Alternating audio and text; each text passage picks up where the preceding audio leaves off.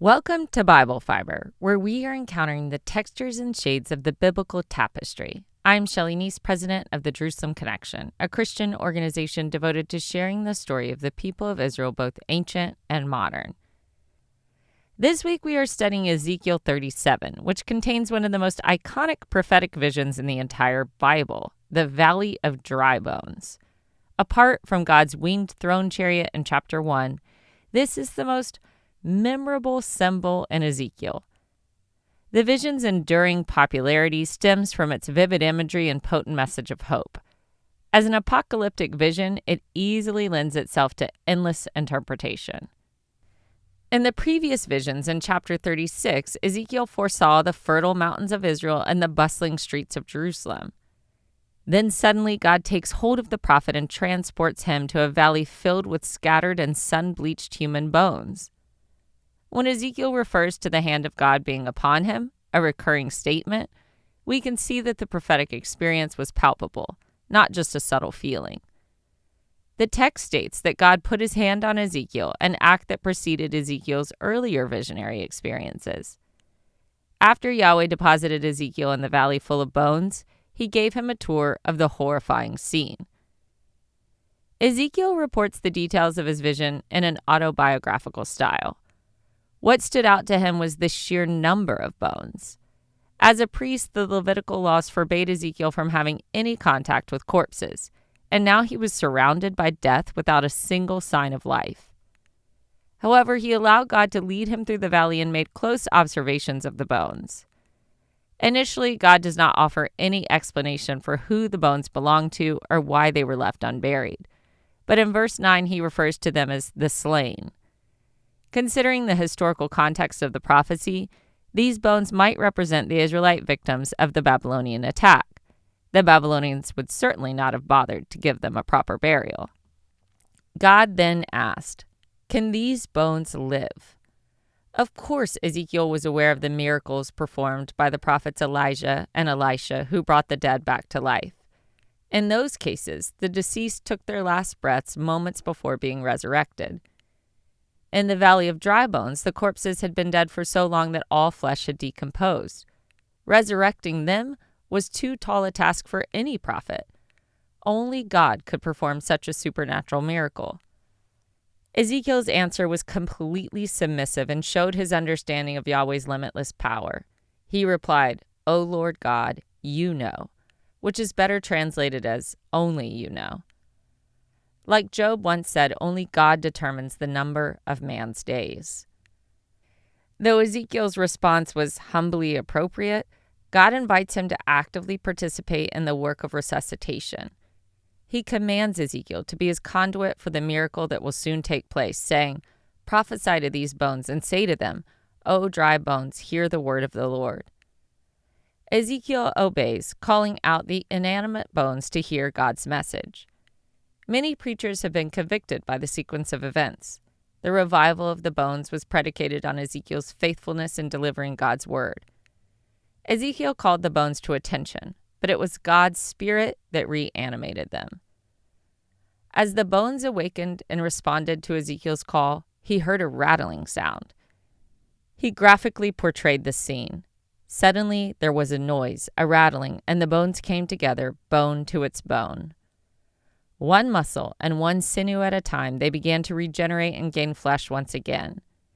God declares, "I will lay sinews on you and will cause flesh to come upon you and cover you with skin and put breath in you, and you shall live, and you shall know that I am the Lord."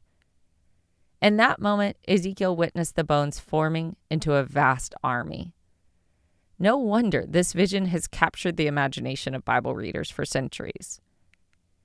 In case Ezekiel was too dumbfounded by the vision to understand its meaning, God provides the interpretation. God shares with Ezekiel a prevalent saying among the exiles in the wake of Jerusalem's fall. In their despair, they lamented, "Our bones are dried up and our hope is lost. We are cut off completely." Through the revitalizing of the dry bones, God wanted them to understand that not all hope was lost. His covenants are not canceled. When he describes their graves being open, he is calling them out of exile. He will pull them from the grave and give them life. They will be reestablished as a sovereign nation with their ancestral lands, fully recommitted to their covenant with Yahweh. The famous vision is often mistaken for a doctrinal statement on bodily resurrection, providing a rare glimpse into the mindset of the ancient Israelites regarding life after death. However, the oracle's emphasis is on national resurrection, not individual resurrection. Ezekiel's immediate audience understood the dry bones vision as a prediction of their return from the Babylonian exile. However, throughout the ages, people have reinterpreted the dry bones metaphor, applying it to real-world historical events. One of the most prominent modern interpretations links the vision to the restoration of the Jewish people after the Holocaust, with the establishment of the State of Israel in 1948 seen as a fulfillment of this prophecy. Typically, I align with biblical scholars who caution against making overly narrow applications of apocalyptic messages in the Bible. I believe it is essential to first consider the original context and intent of the prophecy.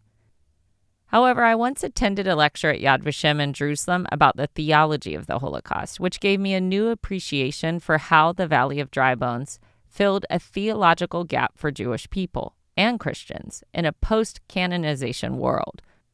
For many Jewish theologians and religious thinkers, the vision of the Valley of Dry Bones holds profound significance in light of the devastating events of the Holocaust and the subsequent establishment of the modern state of Israel.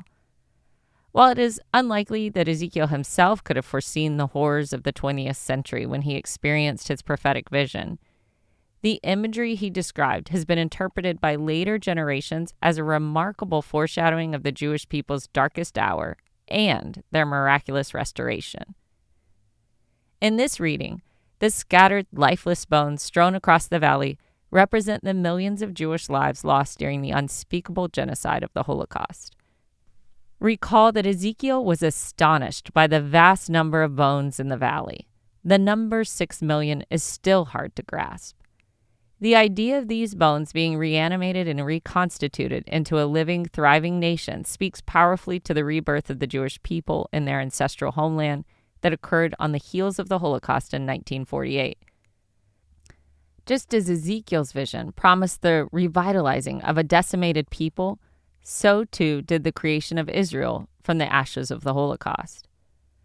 The Valley of Dry Bones serves as a reminder to Jewish people living today that even in their darkest moments, God's plan for their redemption and return to the land cannot be thwarted.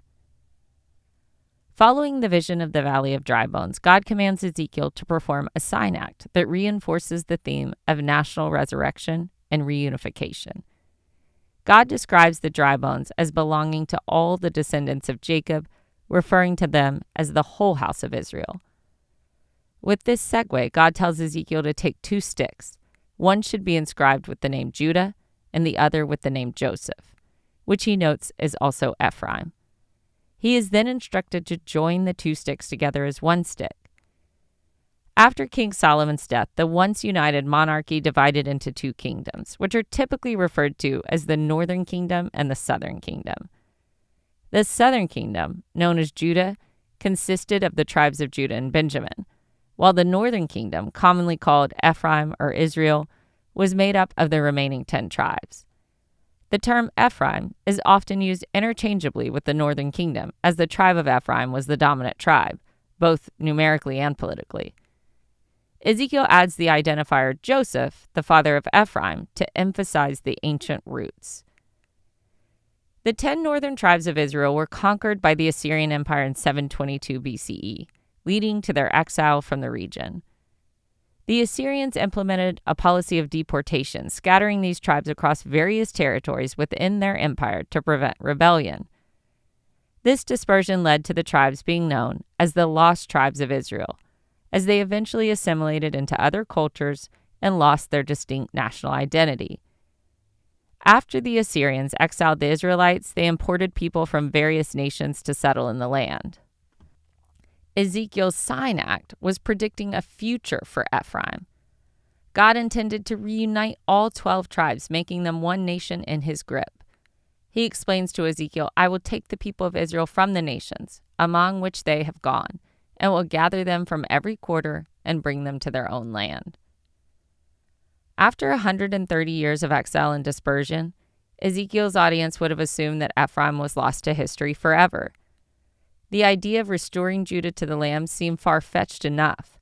However, at least they had been recently exiled, and for the most part, they were all together in settlements in Babylon, Egypt, and Judah. Restoring Ephraim appeared impossible by human standards, but God declared that he would reverse both deportations. The point of Ezekiel's sign act echoed other prophets, such as Isaiah and Jeremiah, in promising the eventual return and restoration of the northern tribes to their homeland. Its closest parallel can be found in the book of Zechariah, where the prophet performed his own sign act with two shepherd staffs named Grace and Union to represent God's relationship with Israel. That sign act had a different message than Ezekiel's, but very similar production. As part of the two-stick sign act, Ezekiel publicly displayed the joined sticks for all to see and proclaimed the hope they represented. When the time of their regathering occurs, they will be one nation in their homeland with one king, Yahweh's servant. During the days of the divided monarchy, they had two rival kings and multiple temples. God desired their unification under one Davidic king and one place of worship. The hope of restoration applied to all the descendants of Jacob. In chapter 36, God assured the exiles that he would give them a new heart and empower them with his spirit. These internal transformations made re-entering the covenant relationship possible. The promises in the last section of chapter 37 expand on that assurance. God will address every aspect of Israel's crisis: land, peoplehood, kingship, temple, and covenant. No longer would they be tempted by idolatry or fall into apostasy. God aimed to eliminate all impediments to the covenant relationship. Under their divinely appointed king and out of gratitude for his saving acts, they would follow God's laws and statutes and live at peace in their land. The return from Babylonian exile in 535 BCE, under Cyrus's edict, fulfilled many aspects of this prophecy. However, the scope of Ezekiel's prophecy goes well beyond what Israel ever achieved. With the waves of returnees led by Zerubbabel, Ezra, and Nehemiah, Israel once again established residence in their homeland. They rid themselves of idol worship, rebuilt their temple, and reinstated the sacrificial system. However, they never had another Davidic king and were never quite sovereign, apart from the century of self-rule under the Hasmoneans. No one could argue that they achieved the level of peace and abundance outlined in Ezekiel's vision. This partial fulfillment points to a dual nature of prophetic promises: an immediate historic fulfillment and a future, more complete realization. Ezekiel's vision of eternal restoration is the hope that every Israelite awaits, but the prophet gives no indication of when it will be fulfilled. What he does emphasize is that when it is fulfilled, it will last forever. The Hebrew word for forever is repeated 5 times in 4 verses. In Christian theology, this concept is often referred to as already, but not yet. Messianic prophecies frequently experienced a partial fulfillment in the short term, while also having a more complete realization in either the first or second coming of Christ. The initial return from Babylon served as a foretaste of God's ultimate intentions, while the full realization of these promises is associated with the return of Christ and the establishment of his kingdom. The anticipated fulfillment of this eschatological event is expected to bring forth the complete peace, security, and prosperity described by Ezekiel, including supernatural abundance and a perfect bond between God and all of creation. Thank you for listening, and please continue to take part in this Bible reading challenge. If you would like the transcript of the podcast with all the biblical references, go to our blog and sign up for our weekly newsletter. We added a free downloadable goodie on our website to anyone who signs up, so go to thejerusalemconnection.us and check it out. Don't forget to rate Bible Fiber wherever you listen to your podcasts. It helps people find the show. Until next week, Am Israel Chai.